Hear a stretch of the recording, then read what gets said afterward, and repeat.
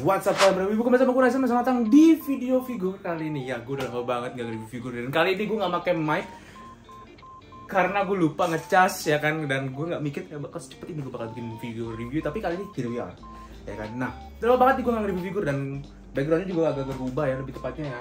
Yang udah lagi jelek ya background di sininya. Jadi gue ganti di sini dulu, terus like home to be honest. Dan ini setup baru gue ini kalau gue setiap review figur atau bisa nge-podcast aja sama Padlan dan gue akan pakai baju yang kayak gini. Baik, topik kali ini gue akan review figur nih. Figurnya ya seperti biasa lah figur. Gue akan ngejelasin apa namanya figurnya dari mana, ya kan. Terus habis itu juga figurnya figur apa sih yang kali ini gue review gitu kan, karakternya siapa.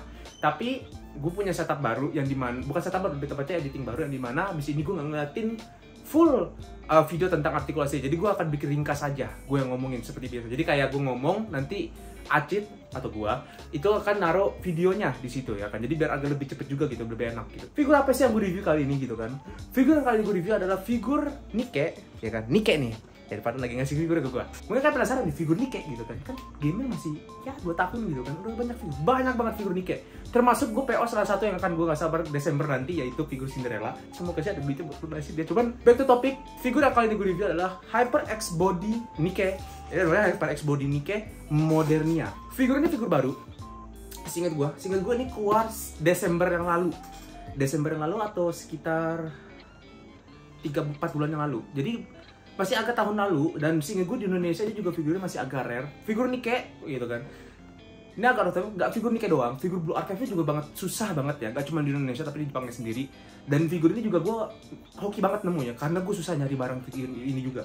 Mungkin kalian beberapa pernah lihat prototipenya, dan ini adalah figur hasil jadinya. Dan makanya gue nggak sabar untuk review figur ini juga, karena gue juga belum pernah megang HyperX body ya kan. Jadi mungkin gue nggak terlalu banyak informasi tentang figur Hyperbody ini. Tapi mungkin nanti di selanjutnya akan gue jelasin sedikit tentang Hyperbody, karena gue di sini kurang tahu.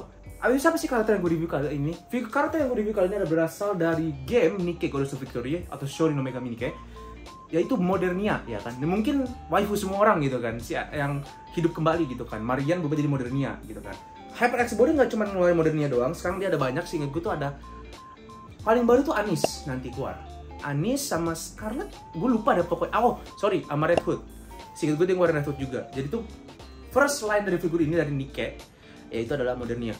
Tapi ya itu saja mungkin untuk videonya, maksud gue bukan videonya, sorry, untuk bagian ini nanti akan gue kasih tahu gimana sih figur ini gitu kan, artikulasi, aksesorisnya, dan opini gue tentang figur ini.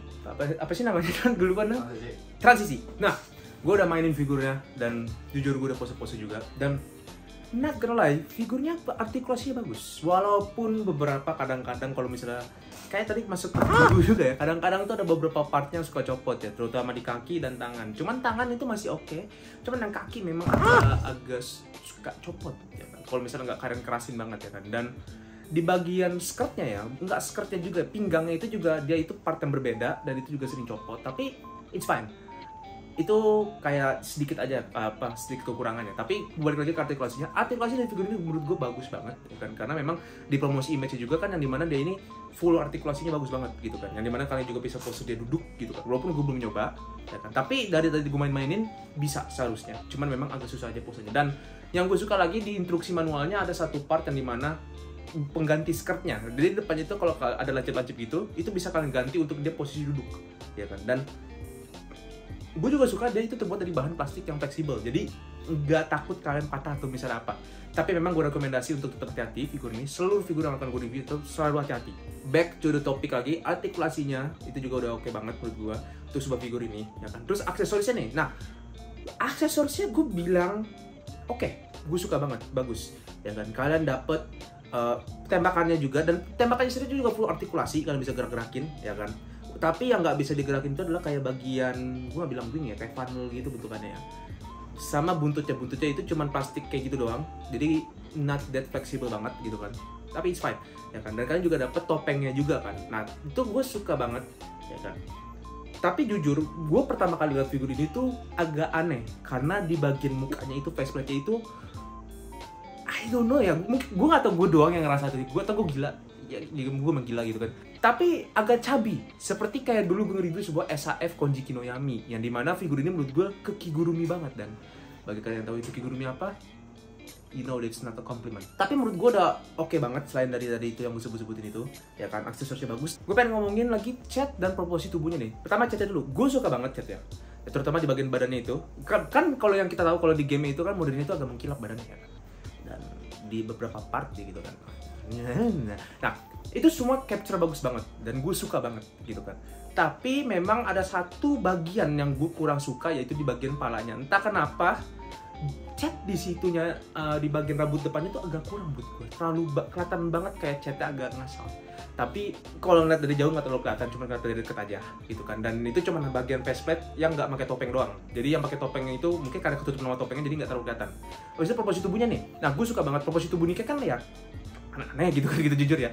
Agak ada yang kecil, ada yang gede, ada yang dua-duanya gitu kan. Dan ini capture banget, gue suka banget gitu kan. Jadi dia bentuknya hourglass kan sih, gue proporsi tubuhnya modernnya, dan ini juga capture banget proporsi tubuhnya itu. Dan akurat ke gamenya ini bener-bener akurat banget, ya kan. Dan detail di senjatanya juga, ya kan. Dan gue nggak tahu, gue juga nggak sempet mudeng kayaknya, karena gue pakai skin kalau nggak salah. Jadi itu ada satu tembakan yang di kirinya itu, gue juga itu nggak tahu apa gunanya. Di game juga nggak pernah liatin.